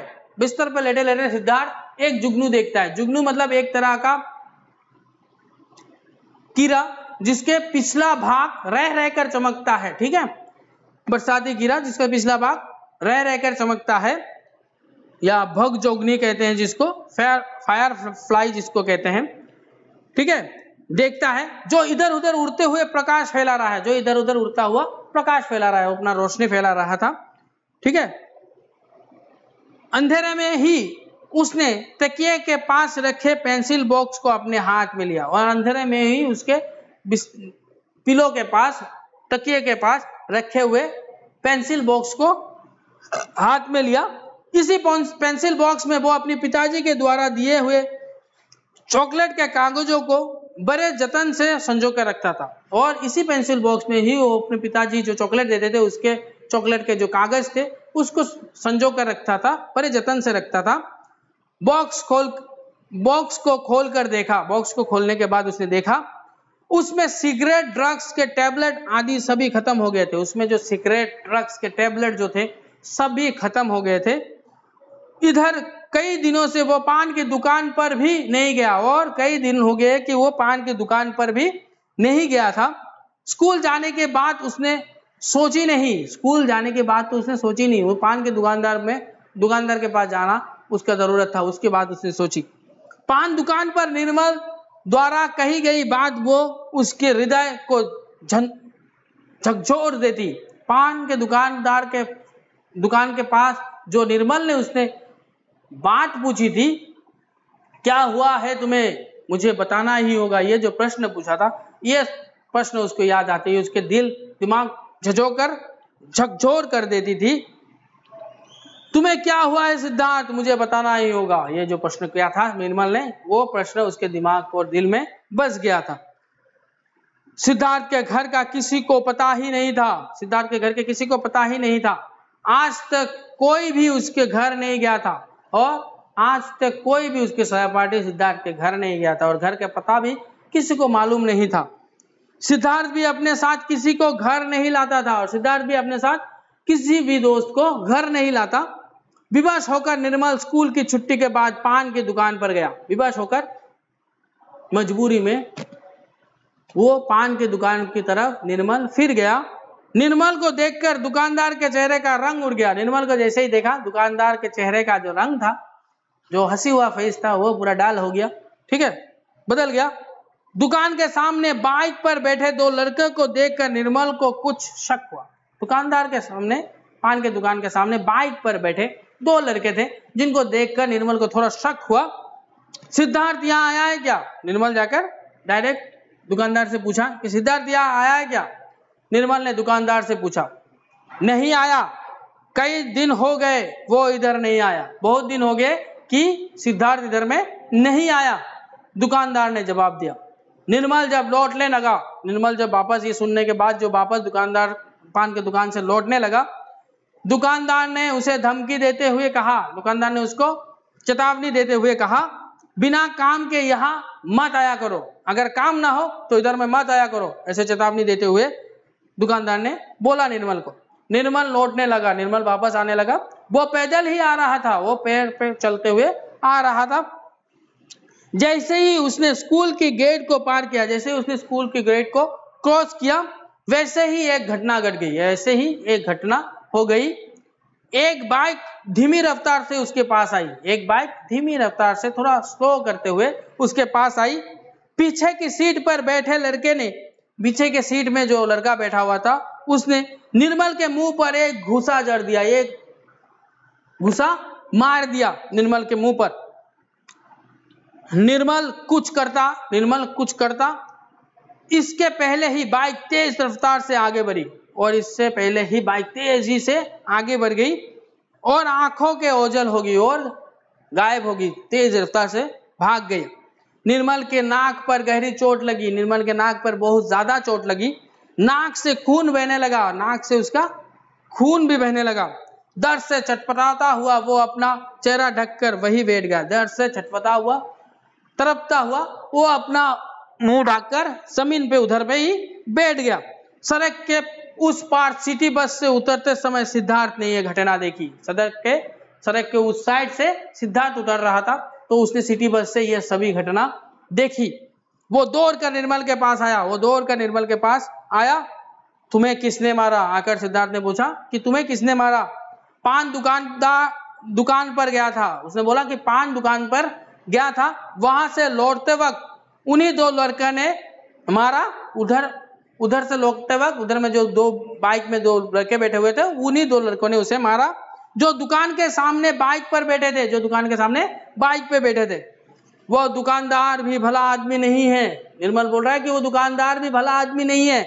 निर्मल ने एक ही सांस में सब कुछ कह दिया, वो एक ही सांस में बिना रुके सब कुछ कह दिया। दुकान पर क्यों गए थे? सिद्धार्थ ने फिर पूछा, दुकान पर क्यों गए थे? सिद्धार्थ गुस्से में कांपते हुए कहा, दुकान पर क्यों गए थे तुम? कांपते हुए गुस्से में बोला, तुम्हें खोजने के लिए। निर्मल ने प्यार से बोला कि तुम्हें खोजने के लिए। वहां कभी मत जाना, तुम्हारे वहां जाने के कारण ही मुझे भी जाना पड़ा। सिद्धार्थ को बोल रहा है निर्मल कि उधर कभी मत जाना, तुम उधर में जाते हो इसलिए ही आज मुझे उधर जाना पड़ा है। सिद्धार्थ ने कोई जवाब नहीं दिया, सिद्धार्थ चुप रह गया, कुछ नहीं बोला। कुछ कहने के लिए शब्दों को खोजकर वो जैसे बेचैन हो गया, कुछ कहने के लिए शब्दों को वो ढूंढ रहा था, क्या बोलूं मैं, ऐसे वो बेचैनी में खो गया। इसी बीच तेज दर्द के साथ उच्चारित कुछ शब्द सिद्धार्थ को सुनाई दिया। तेज दर्द के साथ, बहुत दर्द होने के बाद जब कोई इंसान कुछ बोलता है, ऐसे कुछ शब्द उसको सुनाई दिया। तुम मुझे ढूंढने आए थे या पान के दुकान पर ही आए थे? किसी ने उसको पूछा है कि तुम मुझे ढूंढने आए थे या पान के दुकान पर आए थे? सिद्धार्थ ने देखा कि निर्मल अपने मुख पर से दोनों हाथ हटाकर उत्तर पाने की आशा में उसी की ओर देख रहा था। सिद्धार्थ ने देखा कि निर्मल अपने मुंह पर जो नाक में उसको बॉक्सिंग लगा है तो नाक से खून बह रहा था, इससे हाथ हटाकर वो उससे जो प्रश्न पूछा था उसकी आशा वो कर रहा था कि कोई उत्तर देगा। उसकी नाक अप्रत्याशित, जिसकी आशा ना हो, ठीक है, रूप से सूज गई है मतलब काला लाल हो गया है पूरी तरह से, और उससे अभी भी खून निकल रहा है और उसके नाक से अनर्गल खून निकल रहा था। तुम्हें क्या हुआ है मुझे बताना ही होगा सिद्धार्थ। फिर उसने एक क्वेश्चन पूछा निर्मल ने कि तुम्हें क्या हुआ है मुझे बताना ही होगा सिद्धार्थ। निर्मल ने फिर कहा, निर्मल ने वही बात फिर से कहा। सिद्धार्थ ध्यान से देखा, निर्मल के दोनों हाथ खून से रंगे थे, निर्मल के दोनों हाथ खून से रंगे हुए थे, खून से लाल हो गए थे। दर्द के मारे वो कांप रहा था और उसको जो दर्द हुआ इससे वो कांप रहा था। आज बहुत दिनों के बाद सिद्धार्थ पढ़ने के लिए बैठा है, और आज रात को सिद्धार्थ बहुत दिनों के बाद पढ़ने के लिए बैठा है, पर उसका मन पढ़ने में नहीं लग रहा था। वो खिड़की खोलकर बाहर की ओर देखता है, देखता है बाहर कीचड़ से भरे गड्ढे दिखाई दिए, बाहर उसको कुछ कीचड़ से भरे हुए गड्ढे दिखाई दिए। जल्द ही वहां फ्लैट बन जाएगा, जल्द ही उधर में कोई एक नया सा बिल्डिंग बन जाएगा। गड्ढे में उसे जल कुंभी के पौधे पर हजारों जुगनू जलते बुझते उड़ रहे थे। जल कुंभी मतलब होता है एक तरह का जल में उगा हुआ एक पौधा, जिसको बंगाली में जार्मुनी बोलते हैं, ठीक है। गड्ढे में उसे उस जो पानी वाला गड्ढा कीचड़ में गड्ढे बने, उधर में जार्मुनी बन गया था, तो उधर में उसने कुछ जुगनू को जलते बुझते उड़ रहे थे, कुछ जुगनू उधर से जलते बुझते, शाम का समय था, जलते बुझते उड़ रहे थे, ये दिखाई दिया। ऐसा दृश्य उसने कभी ध्यान से नहीं देखा था, ऐसे मनोहर दृश्य उसने कभी ध्यान से नहीं देखा था। उसे निर्मल के कहे शब्द याद आए, उसको फिर से निर्मल के वो जो शब्द थे वो याद आए। उसे क्या जरूरत थी पान की दुकान पर जाके मुझे ढूंढने की। वो सोचने लगा कि निर्मल को क्या जरूरत थी, वो तो मेरा कोई रिलेटिव भी नहीं है, आत्मीय भी नहीं है, तो उसको क्या जरूरत थी कि पान के दुकानदार के पास जाकर मुझे ढूंढने की। उसे मेरे बारे में जानने की जरूरत ही क्या है, उसे मेरे बारे में जानने की इच्छा क्यों है, क्या जरूरत होगा उसको, उसे भला क्या फायदा है, उसको भला क्या प्रॉफिट होगा इससे। सिद्धार्थ की आंखों के सामने निर्मल का रक्त रंजित चेहरा उभर आया। सिद्धार्थ के आंखों के सामने निर्मल का जो रक्त से रंगा हुआ चेहरा था, रक्त से भरा हुआ चेहरा था, वो उभर कर आया। बात कुछ उसकी समझ में आई, बात थोड़ी उसकी समझ में आई। उसे एक बार निर्मल के पास जाने की इच्छा हुई, उसे एक बार निर्मल के पास जाने की भी इच्छा हुई। अभी संध्या का समय है, संध्या का समय हो गया था, शाम का। सिद्धार्थ और निर्मल नदी के किनारे शांत और चुपचाप बैठे हुए थे। सिद्धार्थ और निर्मल नदी के किनारे शांत और चुपचाप बैठे हुए थे। नदी अपनी गति से बह रही थी, नदी अपने जल स्तर के अनुसार ही बहती है, वो कभी भी रुकती नहीं है, उसको जहां बहना है वो बहती रहती है, ठीक है। तो नदी अपनी गति के अनुसार ही बह रही थी। कोई अनजान चिड़िया नदी के शांत जल में चोंच मारने का प्रयास करके उड़ जाती थी। कोई अनजान चिड़िया नदी में, जैसे शांत जल देखता है तो चिड़िया मछली का शिकार करता है, जैसे शिकारी मछली होता है, चिड़िया होता है, मछली का शिकार करता है, तो वो चोंच मारकर उड़ जाती थी, मतलब उस मछली को लेकर उड़ जाती थी। प्रकृति का दृश्य बड़े लुभावने हैं, प्रकृति का जो नेचर का जो सिनारियो है वो बहुत ही मनोहर है, लुभावना है, अट्रैक्टिव है, ठीक है।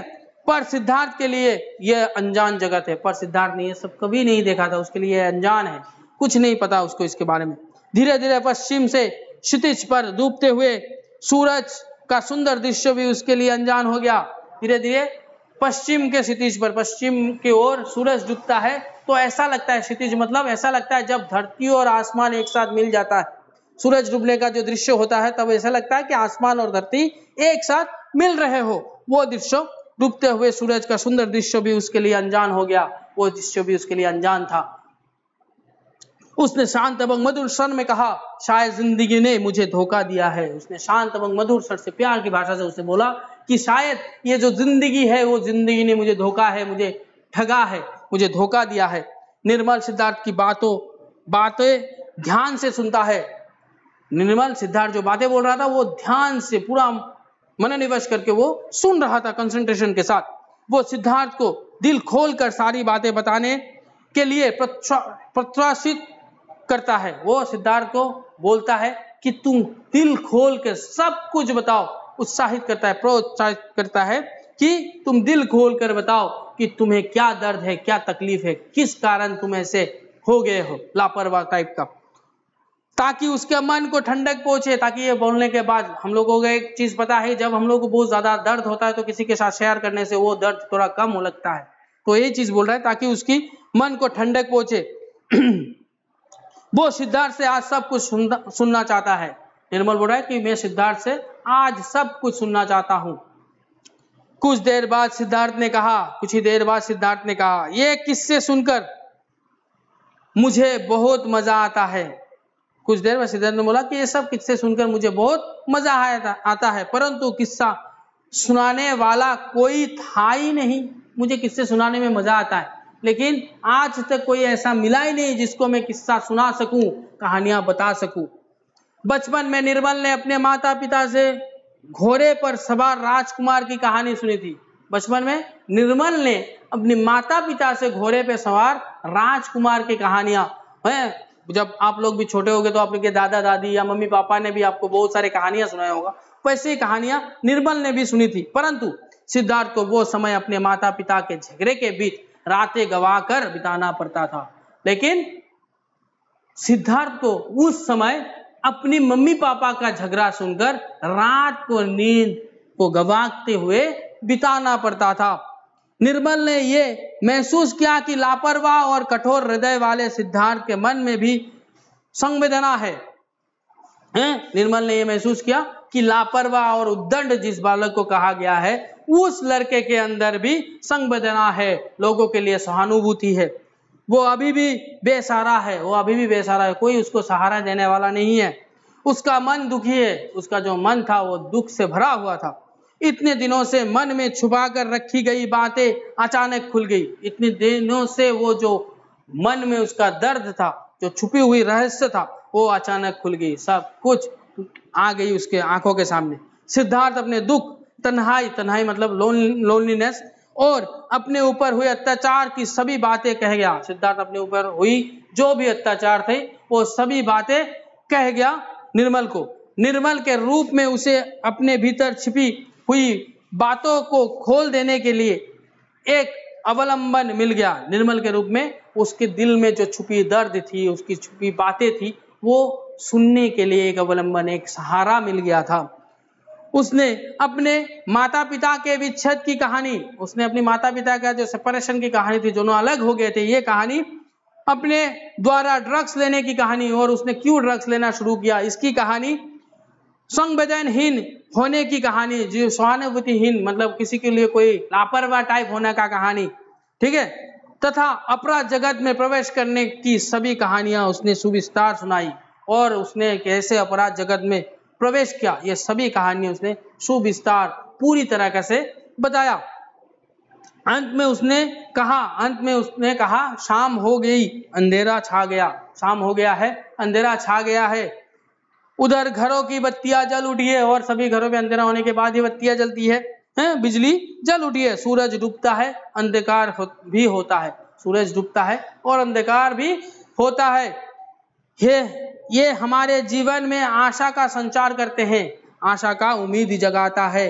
सूरज डूबना, प्रकृति के हर एक चीज हमारे जीवन में आशा की उम्मीद जगाता है, क्योंकि रात जाता है तभी सवेरा होता है। तो अभी जो सिद्धार्थ का जीवन था वो अंधेरों से डूबा हुआ था, लेकिन निर्मल की बातें सुनकर सिद्धार्थ भी सवेरे की ओर आगे बढ़ना शुरू कर दिया। सूरज का डूबना और अंधकार होना, यही अंतिम सत्य है। सूरज जब डूबता है तभी अंधकार होता है, ये यूनिवर्सल ट्रूथ है, ये सत्य है। अंधकार दूर करने के लिए कोई ना कोई सूरज अवश्य उगेगा, यही सत्य है। और अंधकार दूर करने के लिए हर दिन सुबह कुछ सूरज उगेगा, यही सत्य है। निर्मल ने देखा कि सिद्धार्थ एकाएक नदी को देख रहा है। निर्मल ने देखा कि सिद्धार्थ एकाएक बिना पलक झपके नदी को देख रहा है। उसने सिद्धार्थ से कहा, समस्याग्रस्त होकर तुमने कभी कोई अच्छा काम नहीं किया। समस्या में डूबकर तुमने कभी भी कोई अच्छा काम नहीं किया, उल्टे नए समस्या को जन्म दिया है। उल्टे जो काम तुमने किए हैं सभी नए समस्या, नई परेशानी को तुमने जन्म दिया है। तुम्हें ये सब छोड़ना होगा सिद्धार्थ, तुम्हें इन सब चीजों को छोड़ना होगा। इस उक्ति में प्रेम, अनुरोध एवं अनुशासन मिश्रित थी। ये जो बात निर्मल ने कहा, इसमें प्रेम था, प्यार था, अनुरोध था, रिक्वेस्ट था, और अनुशासन भी था, डिसिप्लिन भी था, नियमबद्ध था। हताशा से टूटी हुई आवाज में असहाय भाव से सिद्धार्थ ने कहा, हताशा से डूबी हुई, निराशा से डूबी हुई भाव ने सिद्धार्थ ने कहा, ड्रग्स से छुटकारा पाना इतना सहज नहीं है, ड्रग्स को छोड़ना इतना आसान नहीं है मेरे लिए। आज मैंने ड्रग्स नहीं लिया, देखो मेरा हाथ पांव कांप रहे हैं, देखो मेरा हाथ पांव पूरी तरह से कांप रहे थे। निर्मल ने देखा कि सचमुच सिद्धार्थ का शरीर कांप रहा है। निर्मल ने भी देखा सचमुच ही सिद्धार्थ का शरीर पूरी तरह से कांप रहा था। उसके मुंह से आवाज भी नहीं निकल रही है, उसके मुंह से अच्छी तरह से आवाज भी नहीं आ रही थी। यह सब आसान नहीं है, जानता हूं, यह सभी चीज करना आसान नहीं है, मैं जानता हूं, लेकिन तुम इधर कुछ ज्यादा ही ड्रग्स लेने लगे हो, लेकिन तुम अभी कुछ ज्यादा ही ड्रग्स लेने लगे हो। मैंने किताब में पढ़ा था कि ड्रग्स मनुष्य को जल्द ही मृत्यु के मुंह में ढकेल देता है। मैंने पुस्तक में पढ़ा था, किताब में पढ़ा था कि ड्रग्स मनुष्य को जल्द ही मृत्यु के मुंह में ढकेल देता है, मृत्यु के नजदीक लेके जाता है।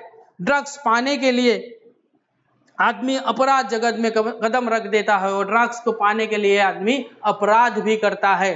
ठीक है, ये हम लोग सिनेमा मूवीज में देखते हैं। इसलिए कभी भी किसी चीज की भी नशा मत करना, उसका एडिक्टेड मत होना। जानता हूं, मैं भी इसी रास्ते पर चल रहा हूं। सिद्धार्थ बोल रहा है कि मैं जानता हूं और मैं भी इसी रास्ते पर चल रहा हूं, अपराध जगत के रास्ते पे। सिद्धार्थ के चेहरे पर भय की छाया फैल गई। सिद्धार्थ डर गया, उसके चेहरे पर भय की छाया फैल गई।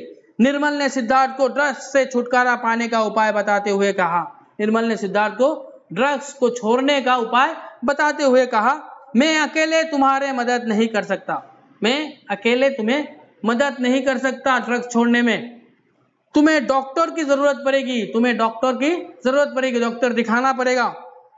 यह बात दूसरी लोगों को भी बतानी पड़ेगी और यही बात तुम्हें दूसरे लोगों को भी बताना पड़ेगा।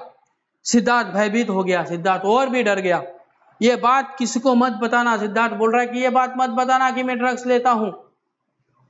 अरे डरने से कुछ नहीं होगा। निर्मल फिर उसको साहस देते हुए कहता है, डरने से कुछ नहीं होगा, यह बात मैं महेंद्र सर को नहीं बताऊंगा। वो बोल रहा है कि मैं ये बात महेंद्र सर को नहीं बताऊंगा क्योंकि वो कर्कश जवाब में तुमसे पूछेंगे, तुमको मारेंगे पीटेंगे, मैं उनको नहीं बोलूंगा। मैं तुम्हें स्कूल से वे तुम्हें स्कूल से निकाल देंगे। महेंद्र सर सुनने के बाद ही तुम्हें स्कूल से निकाल देंगे। मैं ये नहीं चाहता हूं, मैं इनको नहीं बताऊंगा। तब इसका समाधान नहीं हो सकता। तो उन्होंने बोला कि तब इसका समाधान नहीं हो सकता, तुम्हें स्कूल से निकालने से इसका समाधान नहीं होगा, इसका सोल्यूशन नहीं होगा। सारी बातें मैं अनुभव सर से कहूंगा, सारी बातें मैं अनुभव सर को बोलूंगा। अनुभव जो सर का नाम है, उनको जाकर मैं बताऊंगा। ठीक है, वे बातों को समझते हैं, वो बच्चों की हर एक दर्द को समझते हैं। वे कोई ना कोई उपाय अवश्य निकालेंगे, वह कोई ना कोई उपाय अवश्य निकालेंगे। इस सिचुएशन से निकालने का कोई ना कोई सोल्यूशन वो निकालेंगे। मैं जानता हूं, मुझे भरोसा है सर के ऊपर। इस बार सिद्धार्थ ने कोई विरोध नहीं किया। इस बार सिद्धार्थ ने कुछ आपत्ति नहीं किया। बहुत दिनों के बाद वो किसी के आश्रय में थोड़ा विश्राम करना चाहता था। वो बहुत दिनों के बाद सिद्धार्थ को किसी का आश्रय मिला और वो थोड़ा विश्राम करना चाहता था उसके आश्रय में। असल में बात क्या है जानते हो? असल में बात क्या है जानते हो? हमारा मन। निर्मल बोल रहा है कि असल में बात ये है कि हमारा मन। तुम कह रहे थे कि जिंदगी ने तुम्हें धोखा दिया है। तुमने बोला था, सिद्धार्थ को बोल रहा है निर्मल, कि तुमने बोला था कि तुम कह रहे थे जिंदगी ने तुम्हें ठगा है, धोखा दिया है। अरे बेवकूफ, आगे बुर्बक, जिंदगी तो इतनी अनमोल चीज है, जिंदगी इतनी मूल्यवान चीज है कि सही तरीके से जीने से ये कभी धोखा नहीं देती है। अगर इसको सही ढंग से जियोगे तो ये जिंदगी कभी तुम्हें धोखा नहीं देगा, कभी तुम्हें ठगेगा नहीं। ये नदी, पहाड़, झरने, आकाश, चांद, तारे देखने में कितने सुंदर लगते हैं। ये जो प्राकृतिक उपादान है, नदी, पहाड़, झरने, आकाश, चांद, सब कुछ देखने में कितने सुंदर लगते हैं। हम इन्हें अपना बना सकते हैं, हम इन सब को अपना बना सकते हैं। वस्तु तो सुख हमारे मन में होना चाहिए। वस्तु तो सुख जो होता है वो हमारे मन में होना चाहिए। प्राकृतिक जगत जिस तरह सुंदर है, प्राकृतिक जगत नेचुरल सिनेरियो जो है, वो नेचुरल जो दुनिया है वो चीज कितना सुंदर है, उसी तरह संगीत की दुनिया भी मधुर है। उसी तरह संगीत का गाना सुनना, गाने की दुनिया भी बहुत मधुर है, बहुत सुंदर है। पुस्तक का संसार निराला है और पुस्तक का संसार निराला है जिसका कोई अंत ना हो। हम गाना नहीं भी गा सकते, हम गाना अगर नहीं भी गा सकते, कहानी उपन्यास नहीं भी लिख सकते हैं, हम कहानी उपन्यास भी नहीं लिख सकते हैं, परंतु हम मन चाहा मधुर गीत तो सुन नहीं सकते हैं। लेकिन हम लोग मन जो चाहे वैसा मधुर गीत, मधुर गाना सुन तो सकते हैं जिससे हमें मन को शांति मिले। सुंदर सुंदर कविता तो पढ़ ही सकते हैं। सुंदर सुंदर कविता जो लिखे हैं इतने सारे कवियों ने, वो सब कविता तो पढ़ सकते हैं। अपने अकेलेपन को दूर करने के लिए हम लोग ज्यादातर यही चीज करते हैं, गाना सुनते हैं, मूवीज देखते हैं, किताबें पढ़ते हैं, यही करते हैं। निर्मल की बातें सुनकर सिद्धार्थ ने यह अनुभव किया, निर्मल की बातें सुनकर सिद्धार्थ ने यह महसूस किया कि ये तो बहुत बड़ा आदमी है, ये तो बहुत बड़ा आदमी है, इतने कम उम्र में इतनी अच्छी ज्ञान है इसके अंदर, ये तो बहुत बड़ा आदमी है। कितनी अच्छी बातें कर रहा है, कितना अच्छा मीठा बातें करता है। आंखों के सामने रहकर भी मैं इससे अनजान बना रहा। वो मेरे आंखों के सामने था, वो मेरे क्लास में पढ़ता था, फिर भी मैं इसके अनजान था, मैं इसको पहचानता नहीं था। वस्तु तो मनुष्य का जीवन ही एक संग्राम है। मूल बात यही है कि मनुष्य का जीवन ही एक संग्राम है, एक युद्ध है। इसी संग्राम में जीवन का असली आनंद छिपा है, और इसी संग्राम में, इसी युद्ध में जीवन का जो महत्व है, जीवन का जो आनंद है, उत्साह है, उल्लास है, दुख है, प्रेरणा है, पीड़ा है, सब कुछ छुपा हुआ है। ये संग्राम ही जीवन है, और ये युद्ध ही जीवन है। सबको नियमानुसार, जीवन में जो नियम बनाया है उसके अनुसार जीवन से संग्राम करने के लिए कमर कस लेनी चाहिए। जीवन से संग्राम करने के लिए कमर बांध लेनी चाहिए। ठीक है, जीवन में आगे बढ़ने के लिए नियम अनुसार आपको जीवन में चलना होगा। नियम तोड़कर खेलने से खुद रेफरी बनना होगा। फुटबॉल के जो रेफरी होता है, जो अगर नियम तोड़ के खेलोगे तो तुम रेफरी की तरह खुद रेफरी बन जाओगे, हैं? खुद ही सीटी बजानी पड़ेगी, और खुद से ही सीटी बजानी पड़ेगी कि अभी फाउल हुआ है, अभी खराब रास्ते पे तुम जा रहे हो, तो खुद से ही इसको समझना पड़ेगा कि सीटी बजाना पड़ेगा कि इससे आगे मुझे नहीं जाना है, खराब रास्ते में मुझे नहीं जाना है, इसलिए नियम अनुसार चलना पड़ता है। शांत नदी की तरफ देखकर निर्मल ने कहा, ये सब कुछ वो शांत नदी की तरफ देखकर निर्मल ने बोला। अगले हफ्ते मैं कहीं बाहर जाऊंगा। निर्मल बोल रहा है कि अगले हफ्ते मैं कहीं बाहर चला जाऊंगा, बहुत दिनों के लिए मैं चला जाऊंगा। मेरे शरीर को भी एक जटिल रोग है, मेरे शरीर में भी एक जटिल रोग है जिसका इलाज नहीं है। ऐसे खराब एक रोग हुआ है उसको, रोग ने जकड़ रखा है, यही समझो। मेरे शरीर को एक जटिल रोग है और उस रोग ने मुझे जकड़ रखा है, मेरे शरीर को, यही समझो। मैं भी समझता हूँ, सभी समझता है, मैं भी समझता हूँ, सभी समझते हैं कि मुझे एक जटिल रोग है। सबका अपना अपना संग्राम है, सबके जीवन में अपना अपना दुख होता है, दर्द होता है, सुख होता है, सबके जीवन में एक संग्राम की तरह है। निर्मल के जटिल रोग की खबर सुनकर सिद्धार्थ को अचानक एक झटका सा लगा। निर्मल का जैसे जटिल रोग के बारे में सुना, सिद्धार्थ को एक अचानक झटका सा लगा। उसको, वो क्या करेगा ऐसा ही सोच रहा था। वो कुछ कहता इससे पहले ही निर्मल के कहे शब्द अंधेरे को चीरते हुए उसके कानों में पड़े। वो कुछ कहता इससे पहले ही निर्मल के कुछ शब्द उसने कहा था जो अंधेरे को चीरता हुआ, रात हो गया था, अंधेरे को चीरता हुआ उसके कानों में पड़ा। तुम्हें रोकने के लिए, तुम्हें समझने के लिए, अथवा तुम्हें हिम्मत देने के लिए यदि मैं ना भी रहूं, अगर तुम्हें रोकने के लिए, तुम्हें हर एक खराब काज के लिए जाने से पहले रोकने के लिए, तुम्हें समझाने के लिए, तुम्हें हर एक चीज समझाने के लिए, अथवा हिम्मत देने के लिए, अथवा तुम्हें हिम्मत जगाने के लिए, यदि मैं ना रहूं, अगर मैं ना भी रहूं, तुम उस पान के दुकान पर मत जाना, तुम सिर्फ उस पान के दुकान पर मत जाना।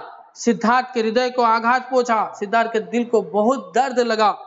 उसने अनुभव किया कि उसे निर्मल के अनुरोध का उत्तर देना होगा। उसने अनुभव किया, उसने महसूस किया कि उसने, निर्मल ने अभी जो प्रश्न किया उसका उत्तर उसको देना ही होगा। निर्मल का हाथ पकड़कर उसने कहा, निर्मल का हाथ को पकड़ लिया उसने, और उसने कहा, निर्मल मैं जरूर प्रयास करूंगा, निर्मल मैं जरूर कोशिश करूंगा। मेरी आंखों के सामने ना रहने पर भी तुम हमेशा मेरे हृदय में बने रहोगे। मेरे आंखों के सामने अगर तुम ना भी रहे तो भी तुम मेरे दिल में बसे रहोगे, तुम दिल में रहोगे। मुझे गलत रास्ते पर जाने से रोकते रहोगे, तुम मेरे दिल में रहोगे, और मुझे गलत रास्ते पे जाने से तुम रोकते रहोगे। ये मैं जानता हूं, ये मैं जानता हूं, यही चीज तुम करोगे। निर्मल के होठों पर एक मधुर मुस्कान फैल गई, निर्मल के होठों पर एक स्वीट सी स्माइल फैल गई। महेंद्र सर की आंखों में आंखें डालकर जवाब देने वाला लड़का, जो महेंद्र सर इतने गुस्से जो सर थे, जो स्ट्रिक्ट इतने सर थे, उनकी आंखों में आंखें रख के उत्तर देने वाला जो लड़का था, क्या ऐसा भी बोल सकता है? निर्मल सोच रहा था कि ये बंदा जो महेंद्र सर के आंखों में आंखें रख के लापरवाही से जवाब देता है, वो बच्चा ऐसा भी बोल सकता है। थोड़ी देर पहले सिद्धार्थ ने कहा था कि उसके भीतर का आदमी कब का मर चुका है। थोड़ी देर पहले ही सिद्धार्थ ने बोला था कि उसके भीतर का जो आदमी था, जो ह्यूमन था, जो ह्यूमैनिटी था, जो मनुष्यत्व जो क्वालिटी होता है, वो जो चीज था वो मर चुका है। नहीं, उसके भीतर का आदमी कभी नहीं मर सकता। निर्मल बोल रहा था कि उसके भीतर का आदमी, इंसान जब जन्म लेता है, उसके भीतर में जो इंसानियत होता है वो कभी नहीं मरता है। वो समाज में पढ़कर अपने आप को खराब रास्ते में चलाता है। ठीक है, मनुष्य सो जाता है, वो बोल रहा है कि मनुष्य सोता है तो मरता नहीं है, सोता है वो, सिर्फ उसका दिमाग शून्य हो जाता है जब वो सोता है। बीच बीच में उसे भीतर के आदमी को सोने से जगा भी देना चाहिए, और उसके भीतर के जो आदमी है, जो इंसान है, उसको भी सोने से जगाना चाहिए। बीच बीच में उसको भी जगाना चाहिए, वो बीच बीच में सो जाता होगा।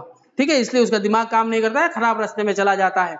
सिद्धार्थ निर्मल के जिस हाथ को पकड़े हुए था, सिद्धार्थ निर्मल के जिस हाथ को पकड़े हुए था, उसमें हल्का कंपन हो रहा था, उसमें हल्का कांप हो रहा था, कंपन हो रहा था, कांप रहे थे। परंतु यह कंपन नशे के कारण नहीं, परंतु ये जो कंपन था ये नशे के कारण नहीं हो रहा था। शायद सिद्धार्थ रो रहा था, शायद सिद्धार्थ को आंसू आ गए थे उसकी आंखों से, वो जोर जोर से रो रहा था। उसकी आंखें आंसुओं से भरी थी, उसकी आंखें आंसुओं से भर गई थी। घने अंधेरे में ये सुस्पष्ट ना था, घने अंधेरे में उसको अच्छी तरह से दिखाई नहीं दे रहा था। अंधेरे में यदि उसकी आंखों से एक दो बूंद आंसू टपक ही गए होए तो इसमें हानि ही क्या है। अंधेरे में अगर उसके आंखों से एक दो आंसू के बूंदे टपके तो उसमें हानि क्या है, उसमें खराब ही क्या है। वो अगर सुधर गया तो ही अच्छा होगा, ये निर्मल का सोचना था। इसलिए ये थी आपकी पाठ। इस पाठ में हम लोगों ने जो शिक्षा प्राप्त किया है, इसको जिंदगी भर अपने दिमाग में रखना। जो तुम्हारे सहपाठी है, जो तुम्हारे क्लासमेट में, अगर किसी को भी आस पड़ोस में रहने वाले, अगर कोई भी बच्चा कोई भी चीज खराब करता है तो उसको तब ही रोकना है, उसको प्यार से रोकने की कोशिश करना। जितने प्यार से तुम उससे बात करोगे उतने प्यार से भी वो उत्तर देगा और उस खराब रास्ते से वो दूर हट के आएगा और जीवन में अच्छा बनेगा। ये थी पाठ और पाठ की शिक्षा। आज के लिए इतना ही। अगर इस पाठ में आप लोगों को किसी तरह की कोई भी परेशानी होता है तो रात के 8 बजे से लेकर 10 बजे के अंदर मुझे कॉल करके पूछ सकते हैं। धन्यवाद।